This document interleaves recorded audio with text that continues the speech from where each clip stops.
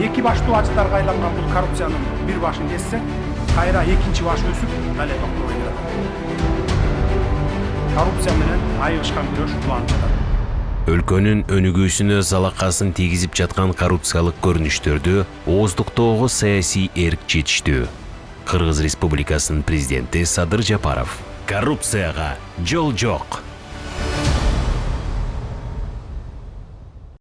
Каракол шаарынын экс-мэри камакка алынды. Тергөөнүн жыйынтыгы боюнча ал номер 23 тергөө абагына киргизилгени маалым болду. Буга чейин УКМК аталган калаанын мэриясынын жетекчилиги жана башка адамдар кызмат абалынан кыянаттык менен пайдаланып, муниципалдык жер тилкесин арзандатылган баада саткан фактыларды аныктаганын ачыкка чыгарган. Алсак, Каракол шаарынын биринчи вице-мэри өзүнүн кызматтык абалынан кыянаттык менен пайдаланып, жеке кызыкчылыгын көздөп, жасалма аукцион уюштуруу жолу менен Каракол шаарынын Кашка суу кичи районундагы жер тилкесин Кыргызстандын жаранына жеке менчикке берип, кийинчерээк ал кымбат жер участогуна алмаштырылган. Мында Каракол шаарынын мэриясынын кызмат адамдарынын иш-аракеттери, тооруктарды өткөрүү жана башка жер участогуна алмаштыруу иштери мэрдин кызмат ордун ээлеген тарабынан жүргүзүлгөн деп айтылат УКМК тараткан маалыматта.